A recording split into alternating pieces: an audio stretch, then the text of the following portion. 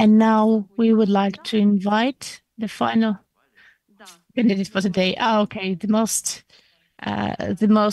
patient, Mr. Сергій Подгорець. Подгорця, вибачте. Подгорця, I do apologize. Доброго дня. Подгорець. Пане Сергію, ви бачите присутніми. Good afternoon, Sergey. You see the 6 members of the commission. 3 of us are here with you, and 3 of the other ones are online. The main presenter is Alla Ivanovska, so I give the floor to her. Thank you, Tatiana. Welcome, Sergey. We are going to start our interview with the question that was quite worrying for the NGOs is about the cash present from your sister, Anna Podgorets, to your cohabitant. In 2022 and 2023, we asked this question to you in the request, and in your answer, you said that this was a mistake because you submitted the declaration for 22, 1 hour before the deadline for submission documents for head of an ACP, and you mistakenly stated that Mrs. Chasova received the presents, the person living with you. And in addition to that, the declaration that was submitted on January 21st of 2024 for 2023 was based on the previous declaration for 2022, and the same mistake also transferred to the declaration of 2023. So you do insist that your cohabitant was mentioned mistakenly as the person receiving the present, but in fact, this present was received by yourself. In this case, do tell us how the giving took place. What is the cash that she brought? Was it in hryvnia? Was it in foreign currency? In which way did it take place? Good afternoon. Again, thank you for your question. I will confirm the information that provided in my explanations. Indeed, on December 1st, on the last day of submission of the document, as I thought at the time, because I did not know that the term was extended, I only knew about December 1st. I was submitting this declaration in the last hour, and indeed, out of the list, I mentioned the wrong receiver, and also there was a limited term to provide the next declaration. So this mistake ended up in the next declaration as well. But I also should mention, when preparing the annual declarations, I have corrected this mistake, and I think that these declarations, there is possibility to clarify these declarations during some time. Maybe something else will be amended there, given the fact that the information is received a little bit later every time, especially from the bank institutions. On the present itself, my sister has worked in the international company for quite some time. Currently, she lives in Germany. She has corresponding income that allowed her to give me this present, and the corresponding information has been provided to the Commission with the limitation that sister has mentioned, because there's also information there about commercial secrets and her private data. So the information about her salary, she allowed to display it, and the information about the size of the present also is to be displayed and was provided to the Commission. She transferred the money. Some of the funds was sent through my mother when she came to Ukraine from Germany, and some of them was sent through people who transfer things from Germany to Ukraine. I received the generator from Germany. Given these circumstances that we have, given the great cost of the generator and a lot of demand to it, I received some things from Germany, including the money in parts, but it was cashless. There were no agreements. You say cashless. I apologize. Cash form. Yes, I made a mistake when speaking. I mean cash. But why are these strange amounts?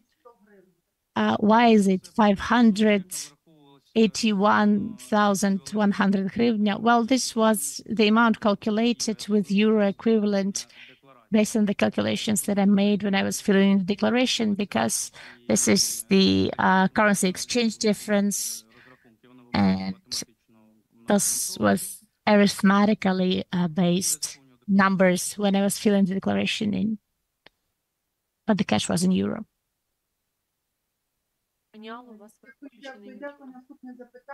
Thank you. The next question. In your answer to the request of the Commission, you said that you declared your rented apartment where you lived in the declaration of 2015. However, in 2015, you submitted 3 declarations. First, paper declaration for 2015 indeed mentions this apartment. Another one of September 5th for 2015 does not have any information about this rented apartment. And the third final declaration for 2015 as of October 28th also has no mention of any apartment. So the issue is why you declared this only in the first paper declaration and why there was no mention of it any further. So, for what I remember, this question was just not in other declarations. I do not see these documents now. I checked in the HR department. I saw my declaration and all the data was there. Just I'm not really ready for this question. In the form, the question sounded a little bit in a different way, so I cannot confirm or not confirm this information, but I did not want to provide any incorrect data. You see that I stated that I lived with my sister during this period of time. Well, we will be grateful if you could provide more information on this when you have the data. Okay, of course. So the next question, according to 2016 declaration, your total income was 308,000 hryvnias, and you said that your savings were 195,000 in cash, and also they were savings at the bank account. And if we calculate all the amounts and put them together, it means that just like all the food, like all the rental payments and all other things that you had to buy would were to be covered just for 5,000 hryvnias, which is definitely not enough. I understand that it was long time ago, but please explain how were you able to, with this income, to make the savings and to live also and cover the costs. According to this paper declarations, which are also were submitted, I put information on my savings, my deposit account. There were automatic payments to my deposit account made, and at the end of the period there were almost 40,000 hryvnias on my deposit, and I turned them in cash, and also 20,000 hryvnias was saved in this period. And when I submitted paper declaration for 2015, the amount which had to be declared of savings if it was more than 60,000. So I did not have this amount and I did not mention it, and I lived with my sister because when I moved to a new place, it is difficult to find an apartment, and I just spent money to cover transport costs to get to work and back. And then I found a room in Bravary that I rented. It was also in Bravary and it was close to the place of my work. So my costs were to rent this apartment and to buy some food. I did not go abroad. I did not have big expenses like on vacations or something like that. I could just go to Chernigiv, maybe to my grandma, and my expenses were around maybe 7,000 hryvnias, and that is why I was able to make some savings so that further I could somehow resolve the issue of buying an apartment in Kiev or in Kiev region, because renting an apartment is not a good idea for a long time.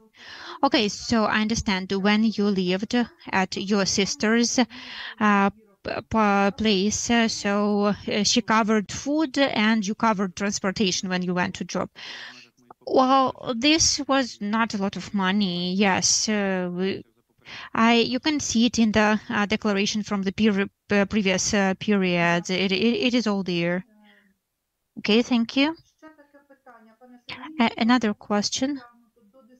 Sergey, you were brought to disciplinary responsibility for missing the deadline for appealing the acquittal of the High Anti-Corruption Court.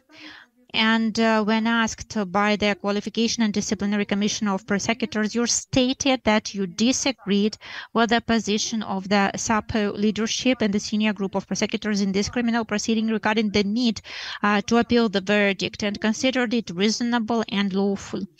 That's a quote from the document, right? Well, that's not a complete quote, because I had more clarifications there, and I can provide these clarifications. Okay, then when you respond, you can provide additional explanation. So if you believed that the acquittal of the High Anti-Corruption Court was legitimate, why did you prepare and file an appeal without any reports or official memos? What was the situation about? Well, the situation was the following. I was not the head of this group. I worked in a court, and the person was proved not guilty, and I said that there were some formal reasons to appeal. This just based on the procedural grounds, but the decision, the verdict itself was lawful, so I decided not to submit any like for further appeals on this. And when the head of the group came back from vacation, he thought that the grounds were enough to make an appeal, and it was decided to submit this appeal, even though it was after the deadline. And the decision as a result was left with no changes. About the context about this disciplinary responsibility, I want to explain that back then SAPO did not had or a director, so the information about delayed deadline was received by the General Prosecutor's Office after the meeting where the ex Prosecutor General, so relevant departments got this information, and an internal investigation was started because my supervisor did not report on this situation during this meeting when there was an argument with people from the prosecutor's office. So this disciplinary action was not about my actions, but because of the situation at the meeting and my supervisor not providing this information. And the conclusion was that we needed to, that information had to be provided, and the relevant decision was made by the prosecutors. So that was about the situation of the General Prosecutor's Office and my supervisor. Okay, thank you. And another question that I have to you. You are the founder of the United Hearts of People Charitable Foundation. Yes. So the question, is it possible to find some publicly available information on the internet on the activities of this charitable foundation? Can we access this information?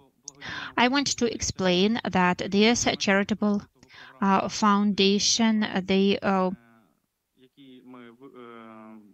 work only within this concept that we came up with. So people who need some support, they make a request through the website, and if someone is ready to help, they agree to help them to avoid some bureaucracy. So this is the software we were working on.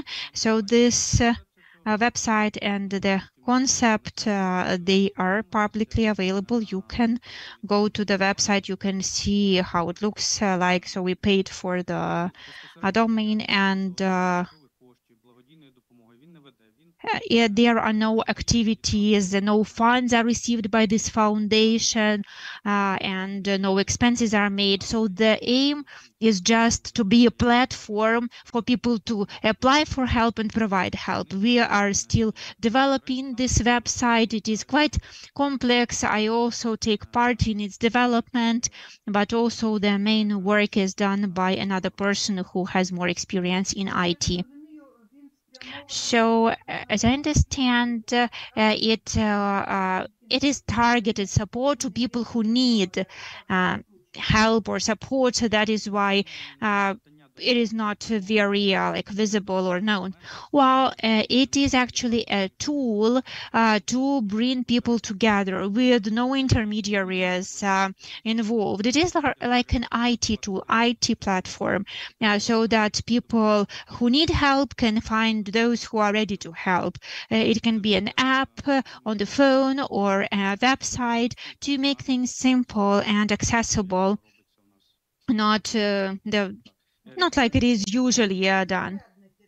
So you plan to be kind of a link or intermediary. No, we are not an intermediary. The idea was actually for charitable organizations to register at the website so that people can apply to them, and so that people who need help could get this help. Or maybe someone from Germany would like to help a person who left an application at the website, and they could do it directly. So that's the concept, the idea that we have. We don't know how the final product will look like and how it is all going to be in practice. So we need to still pilot it. Okay, so Sergey, all legal entities, whatever status they have, they need to submit annual financial reports. So does your charitable foundation submit such reports? Last year, they did not, because it is a non-profit, and there were some explanations that if no activities are performed, it is not needed to provide such reports. I'm not ready to tell you the exact article according to which it was possible, because it is registered as a non-profit, and this fund, it does not even have a bank account, so there are no financial operations whatsoever. So it's just an IT solution. Okay, thank you, colleagues. Do you have any other questions? Anдрій? So the first question is about your sister's income in 2017, which was declared as 982,000 to 710 hryvnias. So was it some kind of alienation, or what was it? Could you please comment? My sister's in 2017? Yes, that's correct. To be honest, I cannot really comment on that. I was not preparing for this question, and I did not ask my sister what it is about. It was not in the list of questions that was provided to me. For what I know, my sister, she lives in the company. You can see the name there. So she has been working there since, I do not remember. Yeah, that is why I'm asking this question, because this year looks different than others. Honestly, I'm not sure what were the circumstances in 2017, because I took data for 2016 and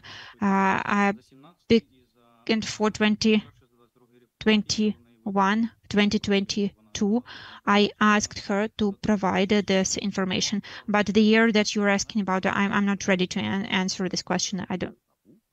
Well, as Nabu says, she submitted her own declaration, and the sum is there. I'm not sure actually that she submitted any declarations and she stated any income. Now, generally, I'm aware of what she is doing, but I do not remember such fact. But I can ask her. Okay, I understand. The next question is, well, I want to say that I hope that your property in Irpin survived the things which happened there 2 years ago. Well, yes, that is good. So then I will ask you, from what I see, this your property is a townhouse. Is that correct? Yes. So 556,800 is the amount which is stated as half of the house, and 20,000 for the land plot. Is it does it correspond to the average prices on the market? Well, I can say that it does not correspond, because all other buyers, they declared amounts which were fewer, which were lower than the numbers that you stated. So the amount I declared is higher, actually. And because I realized that I'm a public servant, so people can have questions to me. And when we made the purchase, first there was a construction phase, then there were some a delay in construction, and there were problems with gas, electricity, and the price was changing throughout this period. And this property, it is situated actually in the field. There is nothing around. If you look at the Google Maps images as they looked back then and as they look now, you would understand, because back then there was nothing around, and the price is real for that time. As for the market price now, it can be different. For those who don't want to check the Google Earth images, so how many years did the construction last? I'm not sure. And for how long have you been involved in this, like some investment agreements, etc.?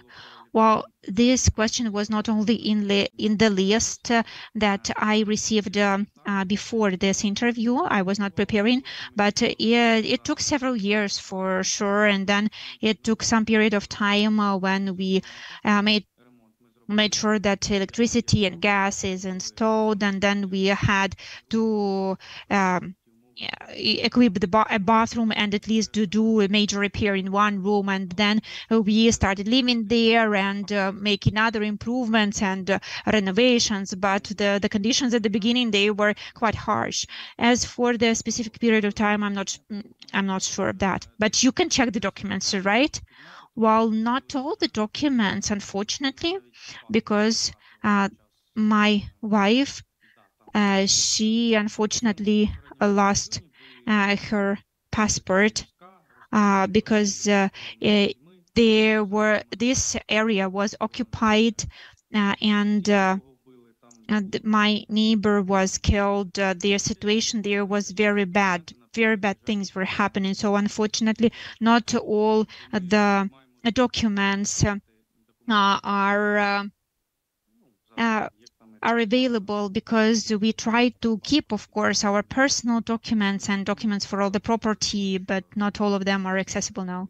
Well, we understand that not all documents can be renewed, but we need at least something, some documents just to see how this process was ongoing, at least to trace somehow.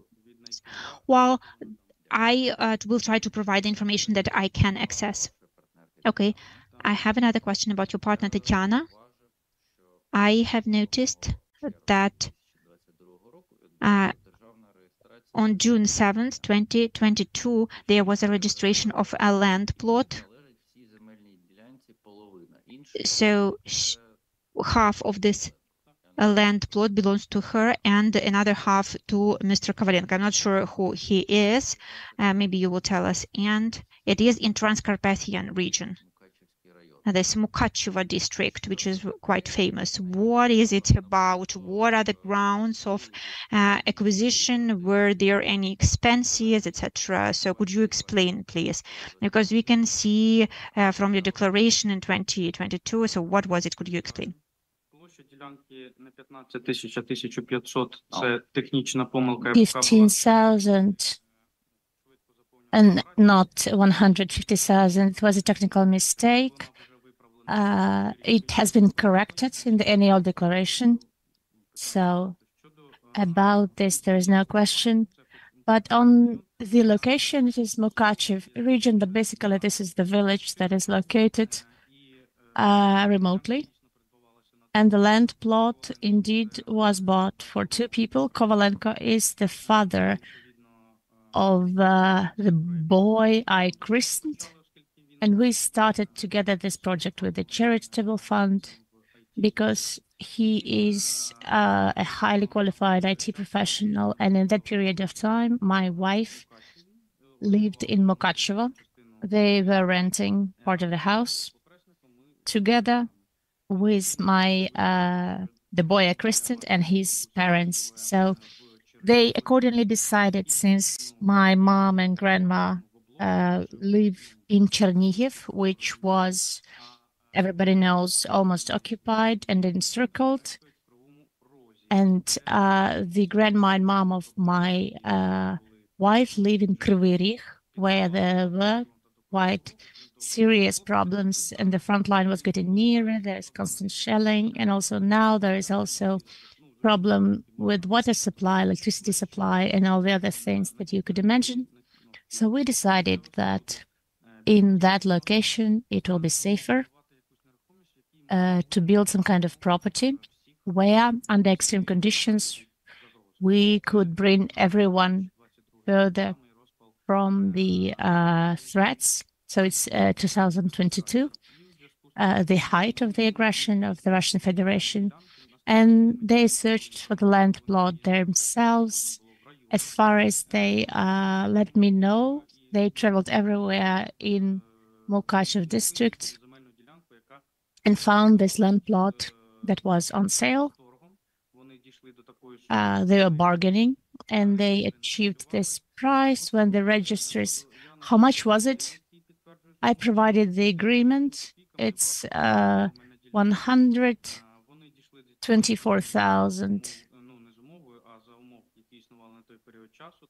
They reached this price when people didn't know about tomorrow. There was a lot of immediate sales, and they agreed on the price before the registries started working again. And when the registries started working again, they bought it on the previously agreed price.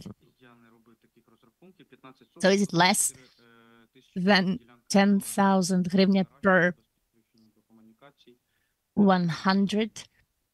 Well, it was an empty plot without any connection to the communications, and the prices at the time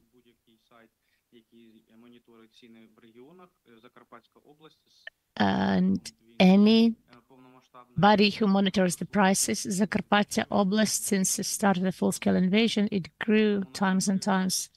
So at the time, this price, as I was ensured, was relevant, and they also bargained to reach it.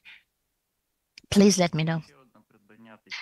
There is another something that Tatiana bought in December 21, 2022, according to some additional agreement with Vidvazhnych Limited Liability Company. I don't know, this is adjective or a surname, but she bought some buildings not meant for living, and it's 630,000 in the agreement. What kind of group of buildings is that? Just buildings in the first in the ground floor of the house. This was investment.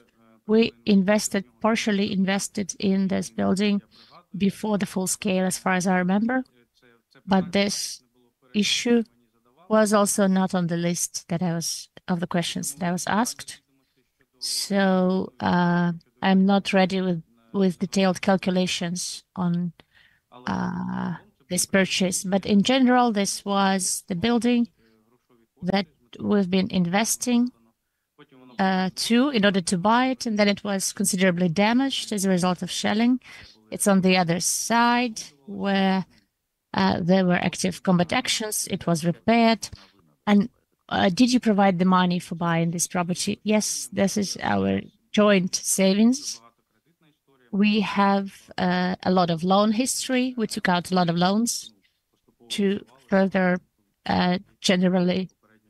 gradually return them. We gave back some loans with the help of the further loans we took out.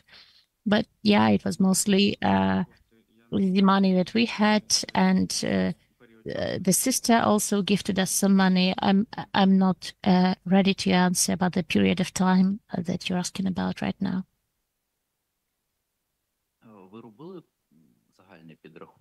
Did you do a general calculation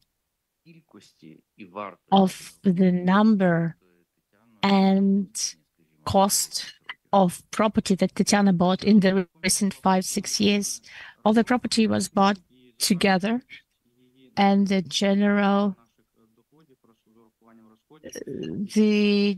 cost is not over our income, including our livelihood. I'm not quite ready to provide you the calculation, but in general, I'm quite sure of it. Yes, I would be very grateful to you. You would make it easier for us. We also need to addition. I'm not asking you to do it right now. This question was also not on the list, and I'm not ready to give you the immediate calculation, but I think that with this, we can finish. If the Commission has any additional questions to you, after additionally studying the materials, we will let you know, and we will ask you to help us out with that, of course. Are there any questions right now? I see that seemingly the members of the commission don't have any more. Sergey, thank you very much for attending the interview today, for your explanation. Good luck and goodbye. На сьогодні це був наш останній. As our last candidate for today, Matthew, would you like to say anything Наостанок. to finish? Well, congratulations to everybody for finishing the second day successfully. Thank you very much to the Secretariat and to the translation team as well. This was a very intense 8 hours. I think we finished very efficiently. So we're moving right along, and we have one more day of this, of course.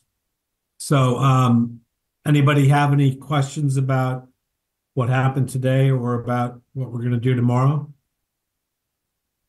Laura. So I just think we should also thank our viewers, the ones that look at our interviews. And maybe now we can stop the broadcasting, announcing that we will resume tomorrow at 12, if I'm correct. Tatiana, can you confirm? Так, завтра о 12-й буде третій день співбесід щодо доброчесності. Yes, the third day of integrity interviews will take place tomorrow at 12, and we stop the recording and the broadcast. We're grateful to all of our viewers. See you tomorrow.